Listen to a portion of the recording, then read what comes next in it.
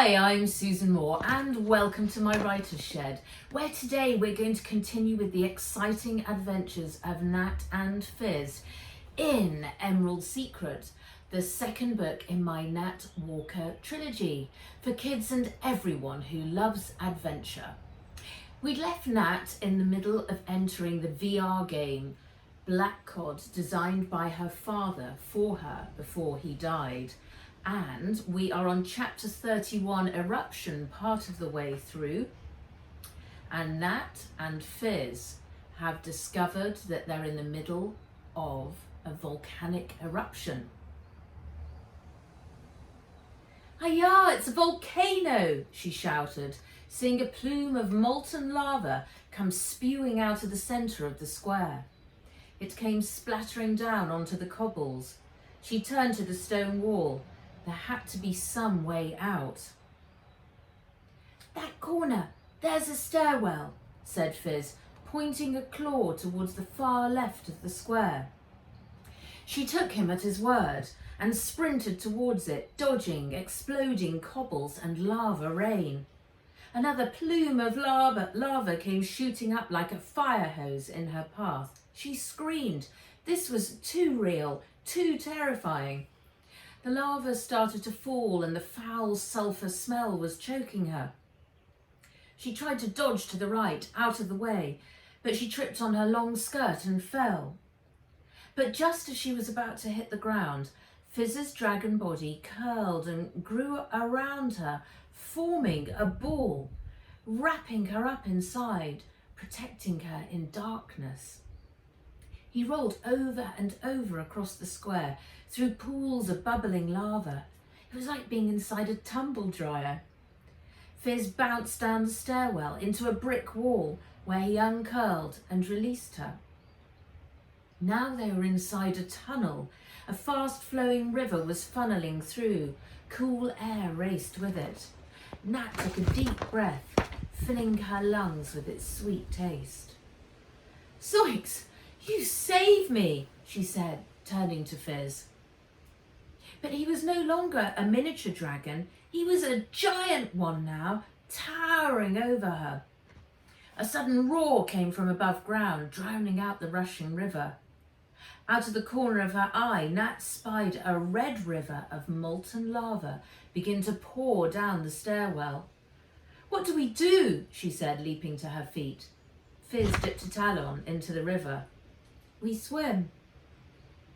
"Can dragons swim?" she shouted. The lava was dripping off the bottom step. Fizz took hold of Nat's hand with his talon.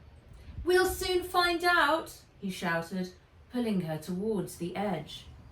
She glanced back. Red-hot lava versus black water. They jumped. Nat's dress swelled with the raging river, dragging her under its surface. She could feel Fizz's claw clasped around her hand, trying to pull her upwards. The water was ice cold. She desperately needed air. And what if this was where this game ended? Would she actually die in here? The canoe she was clutching in her left hand began to push against her palm, forcing her fingers open. It inflated, propelling her up through the water to the surface. She came bursting out, the canoe beneath her. She lay back, gulping in fresh air like a floundered fish on a Kowloon sampan deck. Her ears were filled with the roar of the river. The canoe was bouncing along in its flow. Her clothes were soaked through and her teeth started to chatter badly. Fizz came clambering on board the canoe. "Don't burst it," she said, seeing him grip onto its edge with his talons. The roar of the river grew deafening. She clapped her hands over her ears to block it out. "Exit approaching," shouted Fizz. The moment the words were out, the canoe went flying out of the tunnel, leaving the water behind and sailing out into a night sky for a split second before beginning to drop like a stone. "Hiya!" screamed Nat, clinging on to Fizz. The canoe disappeared into the dark void. Fizz unfurled his wings. "Climb on my back," he shouted. Nat put her hand around his neck and heaved herself up. He started beating his wings furiously, slowing their descent. "Do you think that's it? This is all there is in the game?" as she looked out into the darkness. Fizz flew on into nothingness. "There's only one way to find out," he said. Nat was drifting in and out of sleep as she lay on his back, her arms wrapped around his neck. All about was silence, but for the beating of his wings. She was wondering if they should just give in and log out. "Light ahead," announced Fizz. She lifted her head. In the distance, she could see a faint twinkling in the darkness. It became brighter and brighter. "Tiger's teeth! It's a real star," she said, seeing the perfect pointed star shape growing bigger and bigger with every wing beat. Fizz flew right up to it and perched on its edge. It was hollow inside. Nat climbed off and walked into its warm centre. It was no bigger than a large doorway. She stood, waiting for something to happen. Nothing. She suddenly became aware that they were not alone. Something came fluttering in, coming into land next to her. She turned to find a ghostly outline with beautiful flowing hair. Nat thought she might faint. It wasn't. It couldn't be. "Hello, darling," said the figure. "It's Mum." Chapter 32. Moyet.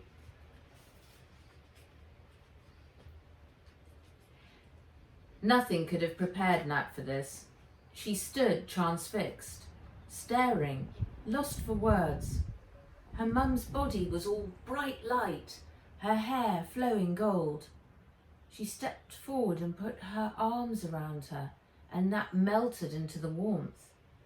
Peace and comfort like she hadn't known since she was a little girl came flooding back to her, and she wanted this feeling to last forever. "You made it, clever girl," said her mum in her soft Californian accent. She stepped back and smiled. "You're 21 now.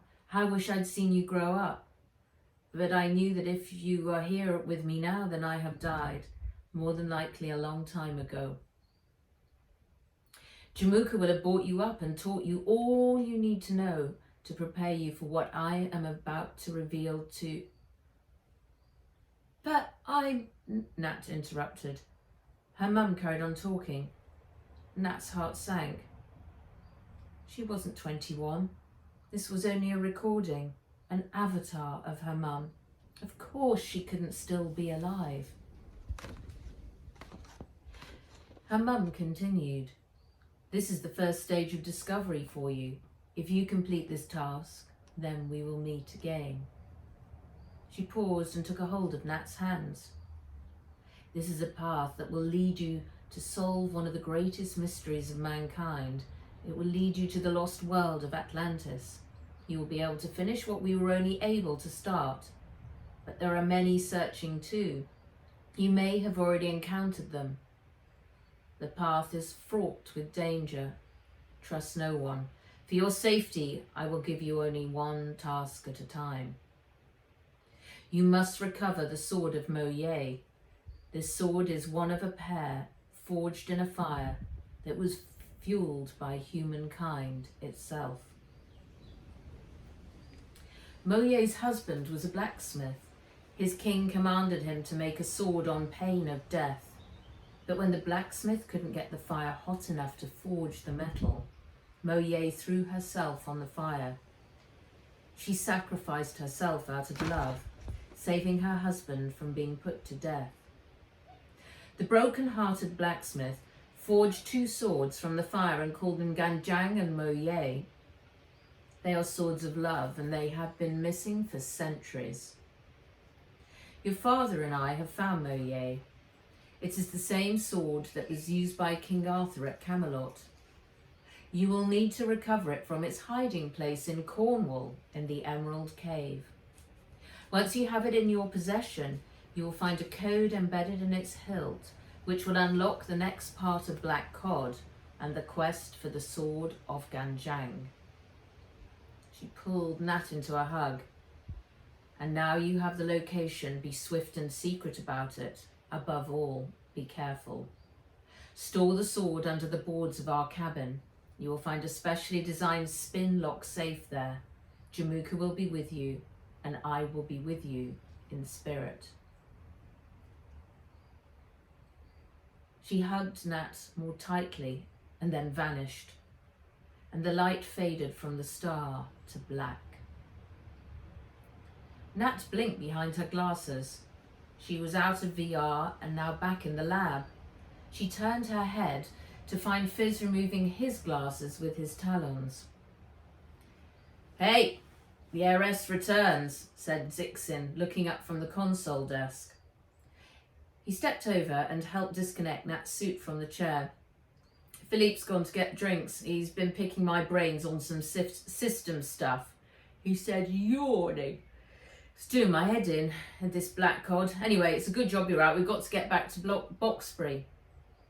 "We can't go to school. We need to go to Cornwall. I've got to find a sword hidden in a cave." Even as she said it, she found herself wondering if this whole thing was one big game, or some kind of joke. Fizz swooped down onto her shoulder. "I've checked the location, and we have access to the cave by water," he said. At least he seemed to be convinced. "A cave in Cornwall? Hang on, chill your jets," said Zixim. "If we don't go back to Boxbury now, Olympia will have the cops after us. We'll be tracked down and locked away. If it's that important, we can go at the weekend. Leave after school on Friday when it's Exeat." Nat's head was so full of information about what she must do and not do, she thought it might burst. Philippe came walking back in with 2 steaming hot mugs in his hands. "What did I miss?" he said. The end of chapter 32. Please join me again tomorrow for chapter 33, Intelligence. In the meantime, stay safe and look forward to seeing you soon. Thank you. Bye-bye.